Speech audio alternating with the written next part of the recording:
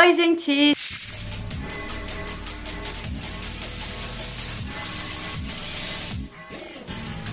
J'espère que vous allez bien. Aujourd'hui on se retrouve pour une nouvelle vidéo et on se retrouve pour un trade Reddit. Je vais direct attaquer la vidéo parce que je sens que ça va être déjà assez long, donc n'oubliez pas de liker la vidéo et de vous abonner. Il y aura la playlist trade Reddit, la playlist creepy avec toutes les vidéos d'horreur un peu dans ce style dans la barre de description. Chose assez cool, c'est que c'est deux trades français que j'ai trouvé. Pour le premier trade c'est une fille et comme d'habitude il n'y a pas de prénom, donc on va choisir le prénom. Le prénom ça va être Morgane, on va l'appeler Morgane.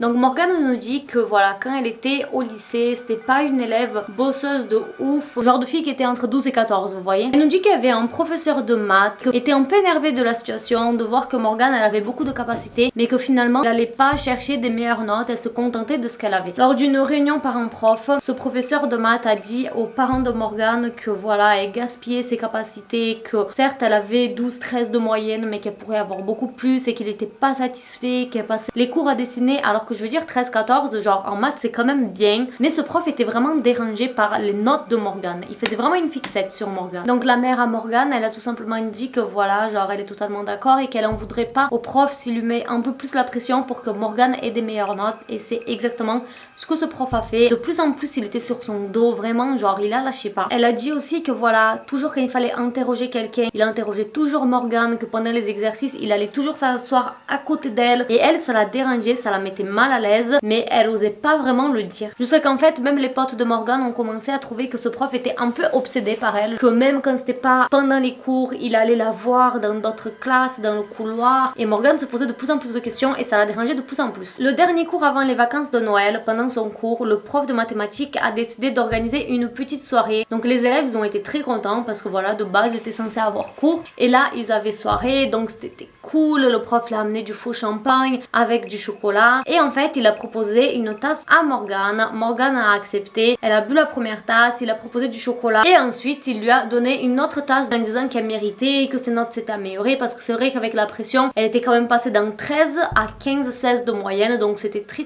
bien. Mais cette fois-ci Morgane n'a pas bu, elle a donné à quelqu'un d'autre quand le prof a tourné le dos parce qu'elle avait plus envie de boire. Pendant le cours suivant, Morgane se sentait vraiment pas bien, et il faut savoir que le dernier cours avant les vacances de Noël, elle a passé à l'infirmerie. Elle pensait que c'était à cause du chocolat parce qu'elle avait mangé pas mal de chocolat et qu'elle a le diabète et que normalement elle ne peut pas manger de chocolat. Juste après les vacances de Noël, leur classe a organisé une sorte d'événement caritatif et ils étaient très contents parce qu'en fait c'était un peu en sorte de bal de promo. Vous savez, en France on n'a pas vraiment de bal de promo, et là ça allait être un peu ce style. Et bien sûr ce professeur de maths, toujours dans les parages, il s'occupait du bar. Donc dès que Morgane est arrivée, le prof lui a fait un gros signal en mode coucou Morgane. Il a proposé un verre de punch sans alcool bien sûr. Elle a accepté, elle a été danser avec ses copines, et avant même qu'elle boive, il y a Flora, une copine à elle, qui est arrivée et qui a mis un petit peu de vodka dans le verre. Et en fait Morgane était un peu en colère parce qu'à cause de son diabète elle peut pas du tout boire d'alcool, donc elle était un peu énervée parce que du coup genre elle pouvait pas boire son verre, donc elle a donné à Flora en disant jette-le, mais avec le recul elle se demande si Flora elle a pas bu dans le verre à Morgane tout simplement. Sauf que l'événement a très mal fini puisque voilà, Flora a amené de l'alcool et presque tous les garçons étaient ivres. Flora elle a carrément fini dans un coma, donc tout le monde était un peu choqué parce qu'elle avait pas si bu que ça, elle avait une toute petite bouteille pour tout le monde, donc les gens ils se sont demandé mais comment elle a pu finir dans cet état. Morgane se posait quand même quelques questions si Flora avait bu le cocktail à Morgane, parce que les garçons ils ont dit que Flora elle a pas autant bu que ça. Et le lendemain, la journée entière ça a été savon sur savon par tous les profs. Comment vous avez amené de l'alcool dans l'établissement, ils essayaient d'avoir des informations pour savoir qui a fait ça, comment ça s'est passé. Quelques semaines plus tard, Morgane elle nous dit qu'elle a échoué à son contrôle de maths et qu'elle était très déçue d'elle, et pour empirer les choses, le prof de maths lui a crié devant tout le monde, et même les élèves ont trouvé ça très déplacé. Enfin le comportement du prof était très bizarre, que carrément avec ses notes elle allait finir sous un pont. Elle a dit qu'il avait un regard très bizarre et qu'elle s'est mis carrément à pleurer, et elle est sortie de la classe. Et juste après il s'est un peu calmé, il s'est excusé et il a dit bon écoute Morgane, t'auras juste une heure de détention. Mais Morgane était un peu choquée parce que normalement l'heure de détention c'est pas pour mauvaise note, enfin je sais pas si vous avez été en heure de colle, mais c'est quand t'as un mauvais comportement. Mais Morgane elle s'est dit bon mes parents ils seront jamais au courant d'un côté, donc tant mieux, c'est juste une heure, genre voilà. En plus Morgane elle nous dit que voilà il y a un seul bus pour rentrer chez elle, donc donc normalement il finit à 16h. Elle doit attendre le bus jusqu'à 17h quand même. Et là elle avait sa détention, enfin son heure de colle de 16 à 17. Donc ses parents ils allaient jamais capter qu'elle a fini plus tard puisqu'elle serait quand même arrivée à 17h. Donc elle s'est dit, ben, je vais quand même aller à cette heure de colle. De toute façon c'est soit je vais à l'heure de colle, soit je reste avec mes potes, donc ça change rien, je vais y aller. Sauf que le truc bizarre c'est que le prof a dit qu'il voulait être présent pendant l'heure de colle. Mais l'heure de colle normalement ça se fait à la vie scolaire ou dans une salle d'études avec plusieurs autres élèves et un surveillant. Et là le prof il a dit qu'il voulait être présent pendant l'heure de colle et que du coup c'est possible que de 17 à 18. Donc Morgane a commencé un peu stressée parce que de 17 à 18, ben, ça veut dire que ses parents devraient venir la chercher. Donc elle était un peu pas bien quoi de devoir dire à ses parents. Donc à 17h elle se présente, enfin 16h55 elle se présente devant la salle prévue pour la détention. Elle se rend compte qu'elle était la seule et que du coup elle serait toute seule et que la détention, l'heure de colle n'était pas dans la salle de prévu, c'était dans la salle du prof. Donc elle trouve ça assez bizarre. À 16h55, toujours pas le prof. 16h57, le prof commence à arriver et genre avec un regard très bizarre, très malicieux comme d'habitude. Elle le voit arriver dans sa direction. Elle se rend compte qu'il fait nuit. Elle se rend compte qu'elle va être toute seule avec ce prof qui est un peu obsédé par elle clairement. Et du coup, elle décide tout simplement de partir en courant. Elle passe devant le prof, elle part en courant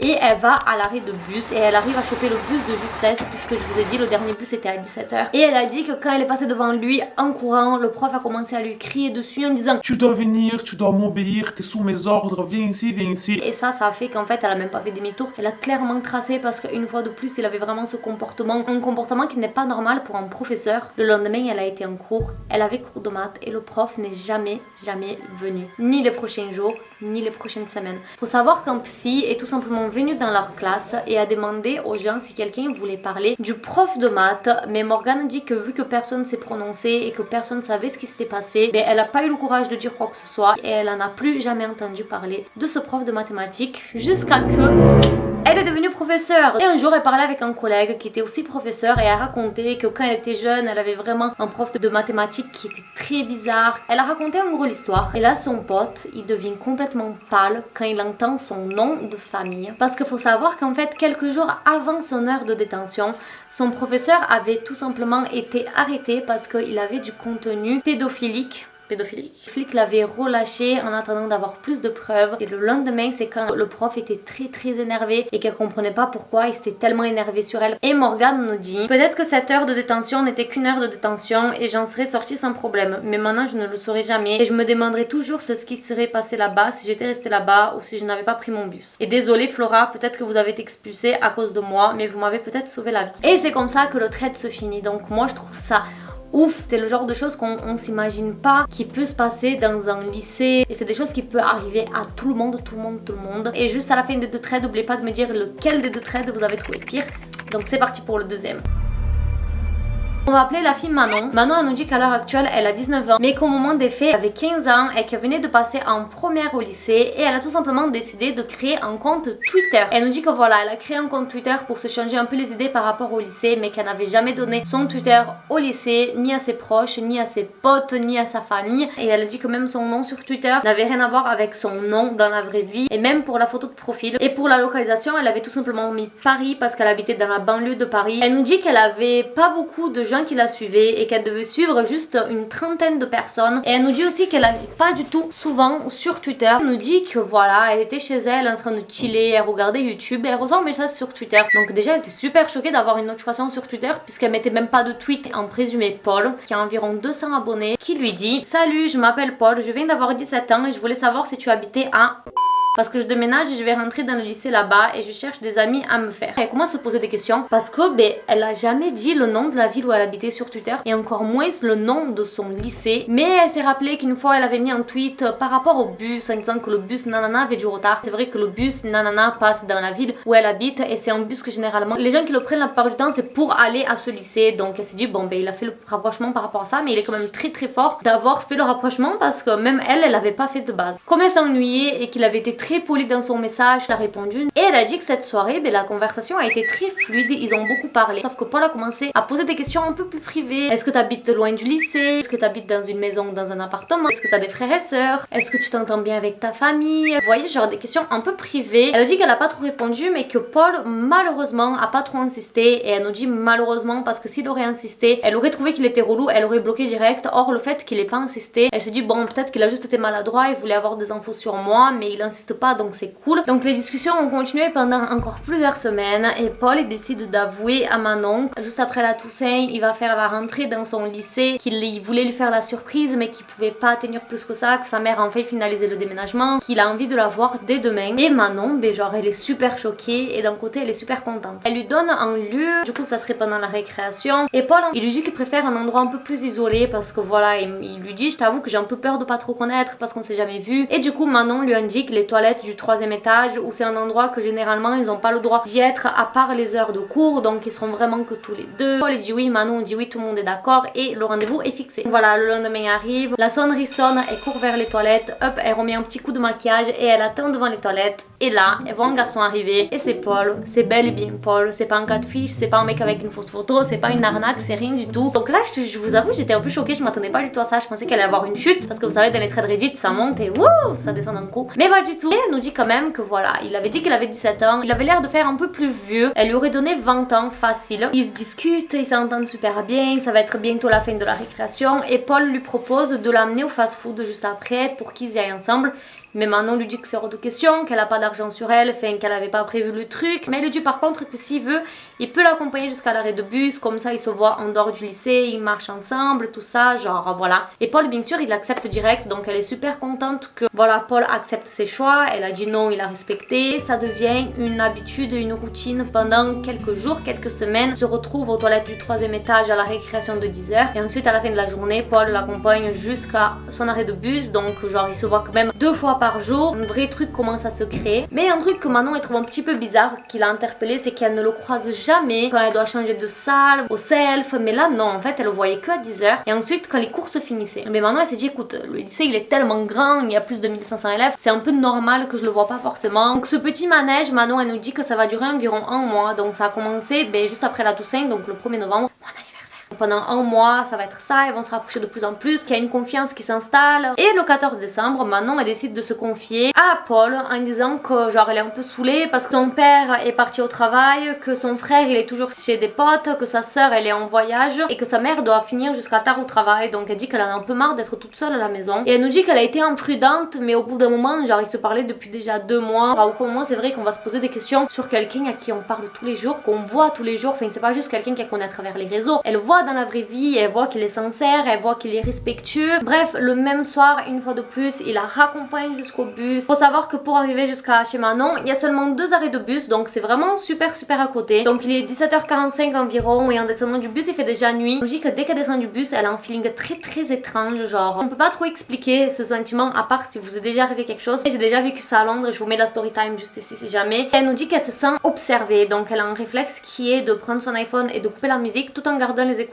Elle continue à marcher et elle se rend compte que la personne elle est sur le rythme de ses pas. Elle sent que la personne est quand même assez loin. Son sentiment d'être suivie s'intensifie et elle va commencer à chercher ses clés. Elle est calée sur ses pas depuis environ 5 minutes. D'un coup elle va se mettre à courir jusqu'à chez elle pour avoir vite le temps de rentrer chez elle et fermer la clé. Et en fait dès qu'elle rentre chez elle, elle ferme la clé, elle se met derrière la porte et elle dit qu'en fait sa porte d'entrée elle est vitrée au milieu. Elle peut voir à l'extérieur, sauf que la personne qui est à l'extérieur peut la voir aussi. Elle décide de se lever et elle se retourne et elle voit Paul qui se rapproche de la porte de plus en plus. Elle nous dit qu'il le regarde fixement avec vraiment une expression du visage totalement différente, avec un petit sourire en coin. Elle nous dit qu'il a dû la suivre sûrement en voiture parce qu'il est arrivé beaucoup trop vite, limite à la même vitesse que le bus. Elle nous dit que voilà, la peur la paralyse totalement, qu'elle pense même pas à appeler la police. Elle se regarde dans le blanc des yeux pendant environ 1 minute, donc Manon elle nous dit qu'elle regarde avec un regard de peur, mais Paul regarde avec un regard d'excitation. Manon elle court dans la cuisine pour choper un couteau et dès qu'elle revient, Paul est toujours là, mais cette fois-ci en train de frapper la vitre. D'abord il donne des coups de poing sur la vitre, mais dès qu'il la voit arriver avec le couteau, il se met à donner des coups de pied au niveau de la poignée de la porte. Manon elle se met tout simplement derrière la porte pour essayer de tenir la porte au cas où il casse la porte. Je pense qu'elle était vraiment perdue à ce moment parce que je pense qu'elle aurait mieux fait d'aller s'enfermer dans la salle de bain ou je sais pas, quelque chose d'autre, mais je pense qu'elle voulait pas le perdre du regard. Et quand Paul il voit que ça sert à rien, que la porte va pas du tout céder, il commence à faire le tour de la maison en essayant d'ouvrir chaque volet pour avoir accès à la fenêtre. Là il revient à la porte, l'air encore plus énervé, et Manon elle s'est dit ça y est, c'est parti pour un 2e round, il va recommencer. Sauf que le voisin de Manon juste en face, il se gare sur le trottoir avec les phares allumés et Paul il part en courant. Manon nous dit qu'elle est restée derrière la porte jusqu'à que sa mère arrive avec le couteau dans la main et elle pensait que voilà c'était fini, que ça allait s'arrêter là, mais en fait elle se rend compte que ce qui venait de s'arriver c'était juste le début et que ça allait être encore pire. Sur Twitter, Paul arrêtait pas de l'harceler les jours qui ont suivi et Manon qu'est-ce qu'elle a fait? Elle a bloqué et ensuite elle a supprimé la conversation et ensuite elle a supprimé Paul. Donc première erreur, si quelque chose comme ça vous arrive déjà il faut prévenir la police et en plus en supprimant la conversation elle a supprimé toutes les preuves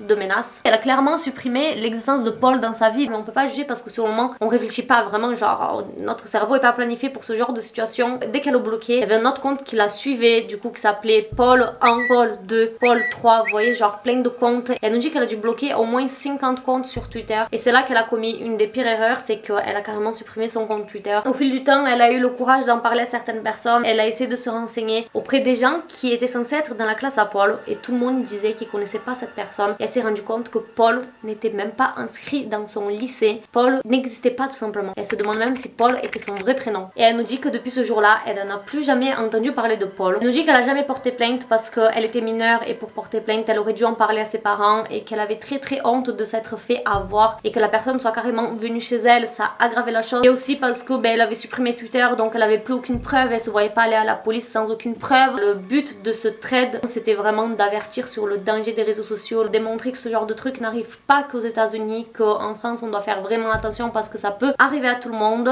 Et elle nous dit si vous êtes parents, parlez-en avec vos enfants, ça va sûrement les énerver mais il est important de vous tenir au courant des relations avec vos gosses, surtout les relations en ligne. Si j'avais eu un peu plus de confiance en mes parents, j'aurais pu leur en parler avant ou après que ce soit arrivé. Dites-moi dans les commentaires quel des deux threads vous avez trouvé que c'était le pire. Ça aborde un peu le même sujet mais un c'est avec un professeur et l'autre c'est avec quelqu'un de notre âge. Donc dites-moi ce que vous en avez pensé dans les commentaires. J'espère que cette vidéo vous aura plu. Je fais plein de bisous. La playlist des vidéos Reddit, vidéos creepy est dans la description. Je fais plein de bisous. Bisous, ciao. Woman, you, woman, you.